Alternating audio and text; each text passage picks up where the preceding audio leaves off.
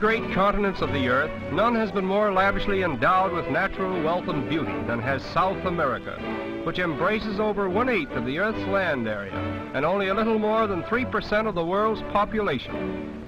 Brazil itself is larger than the whole of the United States, and it has millions of acres of land that no white man has ever seen. Rio de Janeiro, the capital and largest city of Brazil, enshrined as it were within the majestic setting of the world's most beautiful harbor, is the crowning glory of a visit to South America.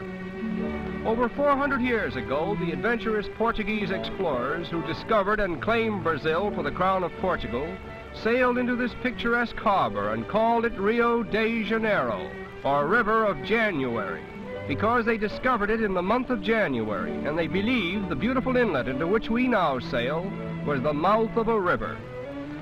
As we pass within the shadow of this gigantic promontory, which for some vague reason has been called Sugarloaf, we wonder if the white men who first saw it could have dreamed that it was destined to become the mighty sentinel of an enchanted metropolis with a population of over 1 million inhabitants and a reputation of being the most magnificent city in the world.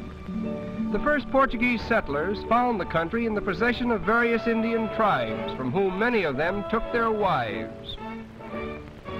It is a long and thrilling span of history between these modern battleships and the tiny boats upon which the Portuguese explorers first sailed into this harbor. But the centuries have wrought little change in the beautiful coastline, the delightful climate, and the ever-present clouds that are the natural heritage of Rio the Magnificent. As in most countries of South America, the color of one's skin does not always determine one's social standing. As a matter of fact, the racial color line seems to be so thinly drawn here that it has become a haven of toleration for all races. Nevertheless, the Portuguese language still prevails. Among the beautiful boulevards of Rio, the Avenida Beira-Mar is the most picturesque, with its marble promenade encircling the waterfront for a distance of 5 miles. This palm-fringed canal is a reminder of the days when the Portuguese king removed his court to Rio and brought with him the seeds of the famous royal palms, which have since spread in picturesque profusion throughout the whole country. The period from 1902 to 1906 witnessed the wonderful transformation from the old to the new Rio, a comprehensive project so boldly conceived and so brilliantly executed that there is hardly a landmark of the old city to be seen in Rio today. Perhaps the most unique feature of the clean and spacious streets is the decorative mosaic work that adorns the sidewalks. Almost every block has a pavement with mosaic patterns so individual in design that one could almost find his way about the city by becoming familiar with them. A striking contrast between the dull and drab pavements that are so typical of most cities. Rio is not a manufacturing city. Therefore, foreign goods are sold in all the smart shops. Nevertheless, foreign influence has not changed the strong allegiance which the Brazilians have for their native continent. They proudly proclaim themselves South Americans, and they very much resent the North Americans' monopoly of the word American. The marketplaces of Rio are animated by an infinite variety of tropical animals.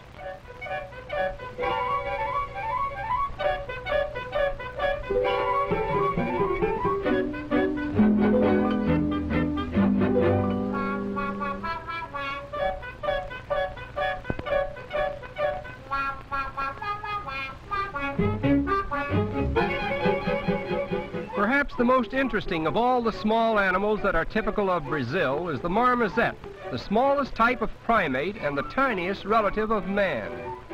The female of this species is usually more lovable and playful than the male.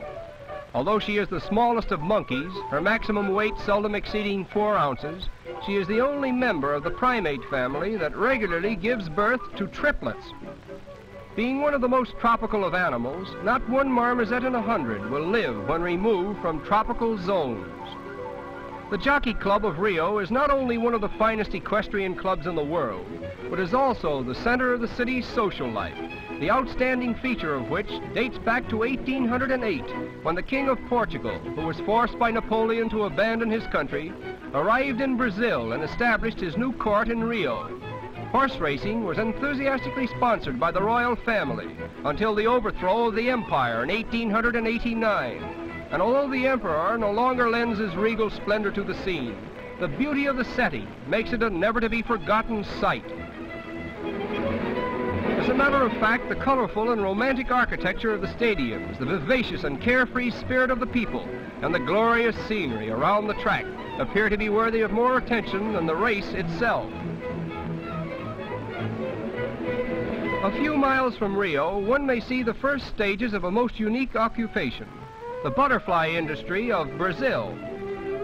Strangely enough, the nets which are waved to and fro actually attract the beautiful silken creatures, even as moths are attracted by flame.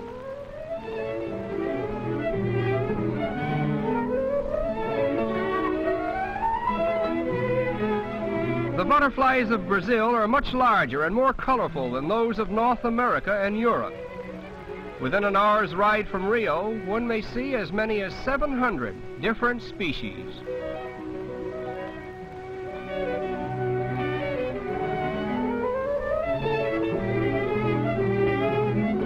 After the butterflies are caught, they are usually sold to small shops in the city, where their wings, at least, are immortalized by an art that was developed in Rio several years ago. A design is first painted on glass, and the delicate butterfly wings, which have been carefully assorted for the best colors, are cleverly worked into the design and held in place by adhesive tape. Another layer of glass is finally placed over the tape, and the wings, thus preserved, will hold their lifelike colors indefinitely. The completed articles range from chessboards to bonbon dishes and vanity cases. And needless to say, the predominating design in all of this work is none other than Sugarloaf, the center of attraction for all eyes that glory in the magnificence of Rio.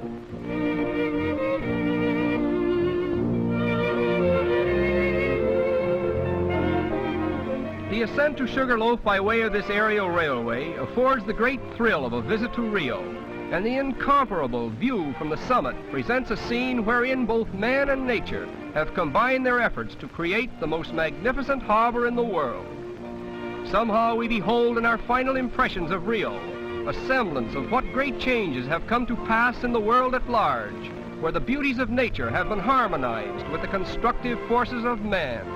And it is with this thought that we say farewell to Rio the Magnificent.